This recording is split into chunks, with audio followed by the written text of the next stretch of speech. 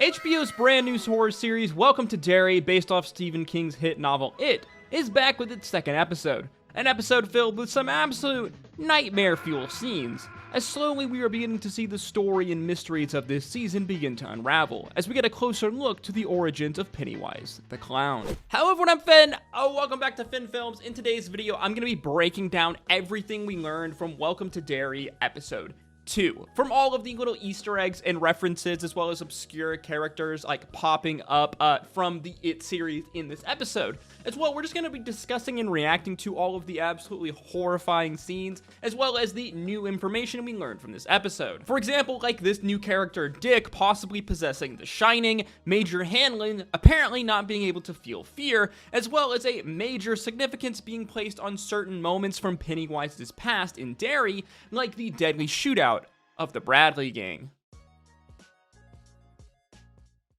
Episode 2 of Welcome to Derry opens with a point-of-view scene from Lilly's perspective, as we relive the climactic events of Episode 1, specifically in the theater, as we rewatch the horrifying baby monster kill Phil, Teddy, and Susie. Lilly then waking up as we see this was all just a dream, the horrifying events of the theater plaguing her traumatized mind. As we then finally get to see the intro for Welcome to Derry roll for the very first time, which is an absolute banger, as we hear this upbeat, very 50s music playing, accompanied by these wholesome scenes of Derry laced with terrifying undertones, as we see Pennywise lurking in several of these intro scene shots. As well, throughout this intro scene, we have a reference to several moments throughout the history of Derry, specifically a reference here to the mobster shootout that happened in Derry many years prior, an event that was orchestrated by Pennywise that actually gets referenced again in the final moments of this episode, which I will cover later in the video. As well, we also have a reference to the Kitchener Ironworks factory, which exploded in 1908 that led to 102 people dying, which, like everything horrible that happened in Derry, was caused by Pennywise. We then transition over to Ronnie, aka Veronica Grogan's apartment block, as we see the police chief, Chief Bowers, the grandfather of Henry Bowers, and one of his officers discussing their prime suspect, Ronnie's father, Mr. Grogan, the man who works at the Capitol Theater. As for most of the people of Derry, Mr. Grogan is already presumed guilty in their eyes. Inside Ronnie's apartment, we see her father discussing the situation with her grandmother, as Mr. Grogan knows the cops are trying to pin the death of these kids on him, even though he has an alibi for that night, his mother. Her grandmother saying that Ronnie has to be sent to school the next week, her dad wanting his daughter to stay close so he can protect her, but he loses the argument. We flash over to Major Hanlon, who is sitting on the porch of his new suburban home, as we see his wife and son Will Hanlon, aka Mike's father, arrive, joining him in Derry. As we see the Hanlons were hoping to set up a kind of nice little suburban life in this sleepy little town, but we can already see the racism of Derry at work. Will Hanlon, we learn, is nothing like his father, Will being a extremely smart kid who is absolutely in love with science, Major Hanlon buying his son a telescope at the advice of his wife. Over at Derry High, we see Marge arrive, trying to get in and gossip with the group of cool girls who we learn were once her friends, closer friends, before high school started, but we see they kind of ignore her. Marge trying to be funny, as she very much tries to be the middle class clown, as we see Veronica arriving at school speaking with Lilly, everyone at school just assuming her dad likely killed the kids. In class, Marge asks Lilly if she's doing okay, as Marge thinks she's been ignoring her. Lilly obviously has been struggling with the absolute horrifying events she witnessed at the theater, Marge being more preoccupied with her status as being popular and being with her friends, known as the patty cakes. Lilly giving her reality check saying Phil and Teddy are dead, so who cares about the stupid patty cakes, as we see Will Hanlon arrive in the class late, as he struggled to find the classroom. Will taking his seat, where we'll meet another new character, this little guy, Rich, a Cuban American, who will be another important character in our story. Oh yeah, he's Cuban during the Cold War, so he's kind of a bit of an outcast like the others. At the base, we watch Major Hanlon go and speak with Colonel Fuller, Sergeant Masters, the racist asshole, passing him, the colonel telling Major Hanlon that Masters has confessed to being one of the people who assaulted him in the gas mask. Major Hanlon, before he leaves, asking if the model of the pistol they recovered was a Makarov PM, a Soviet-issued pistol, a fact that we will learn later will become very important. Back in Derry, we see Mrs. Hanlon walking the town, as Derry presents itself like another sleepy little town in the 1960s. But we know that under the surface, something horrible is lurking in Derry. We also see a couple of characters that keen-eyed It fans would recognize, like a young Norbert Keene, the pharmacist, as well as Stan Kirsch. The name Kirsch will sound familiar to diehard It fans, as the old woman who Beverly meets has the name Kirsch. As well, I forgot to mention this in my video over episode 1 of Welcome to Derry, but we see a little Easter egg in episode 1 to Alvin Marsh, the father of Beverly Marsh, here in the high school bathroom. We also see that the Paul Bunyan statue is in the process of going up, something the community is not too happy about. Mrs. Hanlon then goes into the butcher shop, getting a dirty look from one of the shop's patrons. She looks outside as she sees a group of boys beating the shit out of another boy in broad daylight, but no one is doing anything to help. The butcher just saying boys will be boys, as Mrs. Hanlon rushes out to try to help them, as all the townsfolk look at her strangely, like she is the one that is acting weird and out of place. As we know, part of Pennywise's influence on Derry is that the townfolks don't really bat an eye at things that they would likely seem wrong or out of place. Back over at Ronnie's home, we see her under the covers in her bed, a portrait of her mother on the bedside table next to her. Her mother who died giving birth to her, something that Ronnie blames herself for. Ronnie tries to pull the covers off of her, but we see that she is trapped under them, as we watch the color of the room shift to red, the bed covers taking an almost skin-like texture, as Ronnie screams, liquid beginning to pool inside of the covers, drowning her, as we realize that she is in a womb. Ronnie screaming as we watch her rip her way out, getting launched onto the floor. She looks back at her bed as she sees a woman laying there with her stomach ripped open, as we see it is her mother, as she says, "You tore me apart, Ronnie." Remember, Ronnie blames herself for the death of her mother, which happened during childbirth, something that Pennywise knows, and he is using this fear and trauma against her. Her mom saying that they are going to come for her dad and take him away, and he is going to fry, specifically in the electric chair, as her mother screams, her face changing to this horrifying visage. Ronnie, we see, is attached to her mother by an umbilical cord, as she begins being pulled back towards her mom, her stomach now having a horrifying mouth with rows and rows of sharp teeth. Like, Jesus freaking Christ, if you thought that scene from episode 1 was bad, this shit here is Ronnie frantically tries to scramble away, the girl in panic biting down on the cord, ripping it with her teeth. Disgusting. As we then watch her mom rush towards her with this terrifying, eerie movement that is just so fucking good and scary as hell, and it's very kind of classic It, as her dad then bursts in. Ronnie looking up as the terrifying scene has now gone, her room back to normal. Over at the local tavern, the Falcon, we see a group of black airmen drinking, discussing how they were interrogated about the assault on Major Hanlon. One of these characters being Dick Hallorann, a character who we will soon learn is very important to our story, and a character that very likely possesses the shining psychological powers in the Stephen King universe. We know this because Richard Hallorann is a character from Stephen King's novel, The Shining. This character also having a telepathic ability, the Dick Hallorann, Richard Hallorann from The Shining likely being the same character here in Welcome to Derry, but many years prior to the events of The Shining. We see Police Chief Bowers walk into the bar as he is approached by two men, one of them being a councilman. The men telling Chief Bowers he needs to arrest Mr. Grogan, the chief saying he can't as the man has an alibi and the testimony of the kids does nothing to point to him being at the crime scene. Two men saying if he won't arrest him, they will find a police chief who will. As again, they, like everyone else in Derry, assume that this man has to be guilty and they want revenge. The chief then looking over at the black airman drinking, as we watch him speak to the bartender. Dick seeing this conversations as he knows it is time for him and his friends to leave. As he tells his friends he knows a spot that they can go to drink at, if they like moonshine. This possibly being a reference to the Black Spot, a small joint where black airmen can drink in Derry. Later that night the airmen head back to the base, very drunk, getting chewed out by the gate guard. Dick telling them that he has very special privileges, and so he won't get in trouble. The Master Sergeant calling it in, surprised to learn that Mr. Hallorann does in fact have these special privileges as they are cleared to enter. We then flash over to a dig site conducted by the Air Force, as we see this is the secret mission the Air Force has been up to in Derry, as they are searching for something. Dick is there hungover as he is approached by a superior officer who believes Dick's gifts are full of shit. As we learn this is the fourth dig site in 4 months. Dick, though, is convinced that they are close and that they will find something here, as we see a group of Native Americans on the ridge watching the dig site. As if we remember, according to the It novels, it is the Native Americans who first encountered It long ago, and they who know the ritual of Chud that the Losers Club ultimately used to capture It years later. Back at Derry High, we see it is lunchtime, as Marge tries to get Lilly to sit with her and her friends, but Lilly goes and sits alone. Marge's friends gossiping together as they watch Ronnie go and sit with Lilly. Marge trying to be funny, saying that Ronnie is probably talking about who her dad is going to kill next, as she begins acting out like she is dying. Ronnie, we see, has told Lilly the horrifying scene that she experienced the previous night. Ronnie asking what Lilly said to the cops when she was interrogated.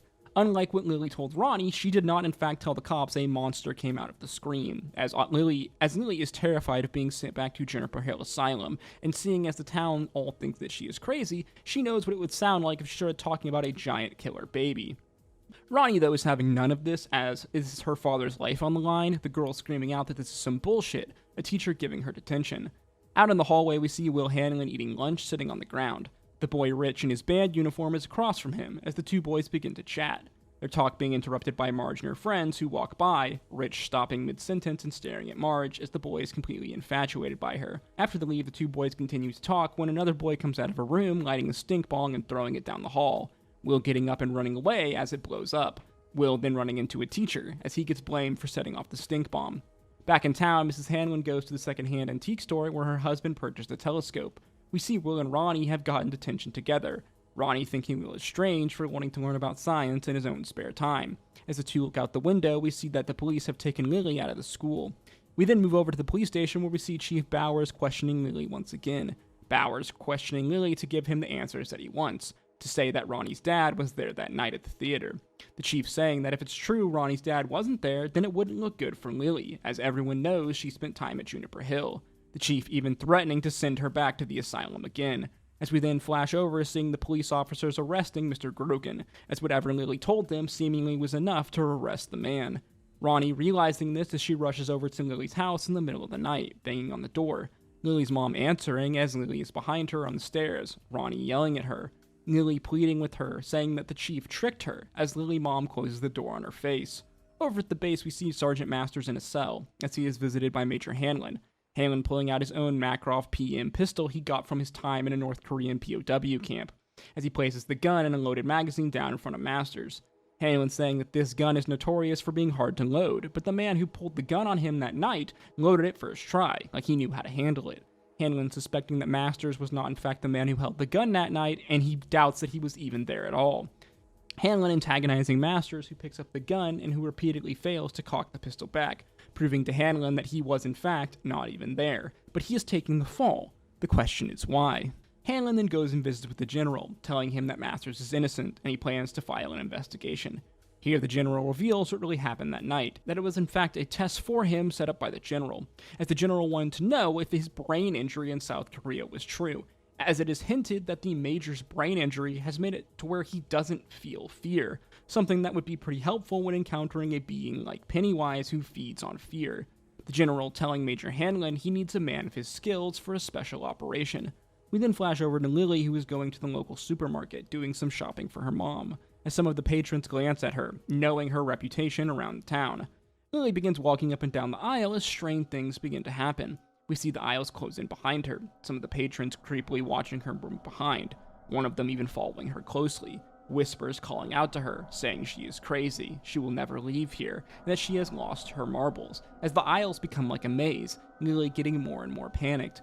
She turns, coming to a dead end where we see a set of cereal boxes with Susie, Phil, Teddy, and Maddie's faces on them, as we watch the faces slowly fade away to this necrosis-like state. Lilly panicking as she turns and runs, coming into an aisle full of pickles that she is completely trapped in. As we remember, Lily's dad died in an accident in a pickle factory. Phil making a comment in episode 1 about how her dad's body parts were put into different pickle jars. As to our horror, as she looks at one of the jars, we see her dad's face in it. Lilly screaming as she grabs the jar, smashing it on the ground. We then see other jars filled with the man's body parts, just like what Phil said, as the jars all fall around her, breaking, Lilly slipping and falling on the ground. As in an absolutely horrifying, disgusting scene, Lily's father's body parts come together, forming this terrifying octopus-like person. As in a horrifying scene, we watch it crawl towards her, Lilly closing her eyes as we hear the owner of the grocery store ask her what the hell is wrong with her. She opens her eyes as the grocery store is back to normal, a smashed jar of pickles in front of her on the ground, everyone staring at her. Lily's mom taking her back to Juniper Hill Asylum. Back at the base, the general takes Major Hanlon into the restricted area, as he says the Russians are planning on putting nuclear missiles in Cuba, as he tells the Major what they are looking for in Derry has the potential to end the Cold War. that there is a weapon buried somewhere here, a weapon that has the ability to make men feel fear so great that it could kill a man where he stands, and that it is surrounded on all sides by a group of objects that are almost like beacons, that if they can find these beacons, they can find the weapon itself, and they need the Major to secure it. This weapon we know being Pennywise. As the Colonel then enters into the room, saying they've received word from the dig site that they found something. At the dig site, we see them pull up an old car, covered in bullet holes, a group of men long dead inside, one of them carrying an old Tommy gun. Now, this is the Bradley Gang, a group of bandits who died in a shootout in the middle of Derry in the late 1920s or the early 1930s, depending on if it's the book or movie timeline we are referencing. As in the shootout, the men of Derry all shot back at this gang as they rolled through the center of the town. A massive shootout ensued, resulting in the death of the entire gang. Many people in their accounts recalling seeing a clown also shooting at these men, but different people recalled seeing him in different places. As we see that the Welcome to Derry show has decided to make this event specifically a much more important part of the overall Pennywise story, as episode 2 of Welcome to Derry comes to an end. And yes, this was episode 2 of Welcome to Derry, and goddamn is this show absolutely amazing. Like, low-key, in certain aspects, I think this show has the potential to be even better than the It movie series. Like, this is one of the things that's great about, like, long-term series, like HBO series, is that they are able to delve deeper into, source materials like books. And I think a series like It really can benefit from that, as there was obviously a lot of kind of the deeper lore stuff cut from the It movies, as they just didn't have time. It really wouldn't fit, and it just wouldn't work with the flow of the movie. Obviously, the It movie was absolutely fantastic. Bill Skarsgård is absolutely amazing, but for, I think, the hardcore, like, Stephen King fans, the It fans, this series is going to be absolutely fascinating, as they are just delving into all of these really cool, unique, little kind of lore tidbits and information we know from the It novel series, and really taking these moments, whether it be like the Bradley King shootout, or the explosion at the Ironworks, or like the fire at the Black Spot, things like this, and really like exploring on them, expounding on them, and turning them into like much more significant and interesting like pieces of information, not just little tidbits in history. So we learned a ton of stuff from this episode, as it seems like the series this season is going to be kind of divided into two halves. We obviously have the New Losers Club, this new group of kids, where we have a couple of new kids seemingly going to join our little group of Lilly and Ronnie here. Obviously, we have Will Hanlon, as well as his new little friend, the Cuban band member, and I imagine that Marge is probably going to join them as well, and there may even be, one or two other kids, we just don't know, but this is going to be our kind of New Losers Club, as they're going to kind of follow in the footsteps, or kind of, I guess, this is a prequel, so the Losers Club is technically following in their footsteps. They're going to be investigating it in their own ways, and I imagine that most of, like, the truly horrifying scenes are going to be with the children, as again, they are children. The kind of fear of it works best with children's, because children's minds are much more malleable, they are much more imaginative, and it is this imagination, this fear, that really makes for the absolutely horrifying scenes in it. As we've already seen in this 2 episodes, some absolutely terrifying, like amazingly horrifying and terrifying scenes as we watch Pennywise plague these kids with their deepest, darkest nightmares. On the other hand, we have this kind of Cold War era, like military testing that's going on in Derry. As I love this plot line, I love the fact that they've mixed the kind of, the fear of the Cold War, the anxiety of the Cold War, all of the military testing going on at this time in the 50s, 60s, and 70s. They've taken this and then mixed it with the plot line, the story of Derry, as the military is investigating a secret weapon that apparently can emit fear, which we know is Pennywise, is it. The military doesn't know what it is though, but they want to use this thing as a weapon. They actually want to try and find it and use it as a weapon, something that we know is going to go horribly wrong and that they're probably not going to be able to do. Actually, we definitely know that they are not going to be able to do this. And at the core of this kind of plotline, we have Major Hanlon and Dick Hallorann. Dick Hallorann being a very interesting character, a character that is very much teased to have psychic abilities that we know from the Stephen King, kind of universe known as The Shining. As we have to remember that the Stephen King universe, the It universe, all of his novels, all of his books take place in the same universe. So we have a lot of these kind of very interesting, elements of like these psychological like abilities like that show up across like all of Stephen King's books. The universe that Stephen King has created is actually a wild one filled with all sorts of crazy, weird, supernatural stuff that's just all over the place. And it's really cool that they are actually going to explore upon a lot of the more supernatural elements in this series, as opposed to, again, what we saw in the movie series. As well, we learned a very interesting tidbit of info about Major Hanlon, specifically that his time in the Korean War, he suffered a brain injury that seemingly removed his ability to feel fear. Something, again, that I mentioned earlier in the video that will be very important when confronting it, as it obviously uses fear, it feeds off fear, making Major Hanlon one of the most prime humans ever to be able to actually confront Pennywise the Clown. Obviously, we know that Leroy Hanlon survives, as he does end up taking care of Mike Hanlon, his grandfather, many years in the future when Mike's parents die in the fire. So we know that Leroy Hanlon will survive this season of Welcome to Derry, as he has to go on and live to take care of his grandson, Mike. And we can presume that it is this lack of fear that possibly can lead to ultimately his survival later on in the series. Again, I absolutely am in love with Welcome to Derry so far. It is a perfect blend of absolute nightmare fuel, just the amazing things about it that made, the It movie series just so absolutely horrifying, makes the novel so absolutely horrifying. And the craziest thing is we haven't even really seen Bill Skarsgård yet. We've only seen one real appearance of Pennywise, of It the Clown, in the eyes in the scene from this episode, and that's basically it. And already they're filled with so many absolutely horrifying nightmare fuel scenes. I really love that they're focusing in on Pennywise's shape-shifting ability in this series so far, as obviously Pennywise, the clown form that it takes, isn't its true form. It is just the form that we see it take the most, as who isn't afraid of fucking clowns, man. As always though, guys, with these videos, these are just my thoughts and opinions, so feel free to let me know yours in the comment section down below. What do you think of Welcome to Derry so far? What are some other like little Easter eggs and references that I missed in this video to the It novel series? Let me know in the comment section. If you did enjoy this video, guys, please make sure you like, comment, and subscribe, as that is the easiest way to support me, and it really does go a long way in putting this video into the algorithm. If you did like this video, then want to check out some of my other videos on screen now, and as always, I hope to see you in the next one. Stay safe out there. Until next time, peace, love, adieu.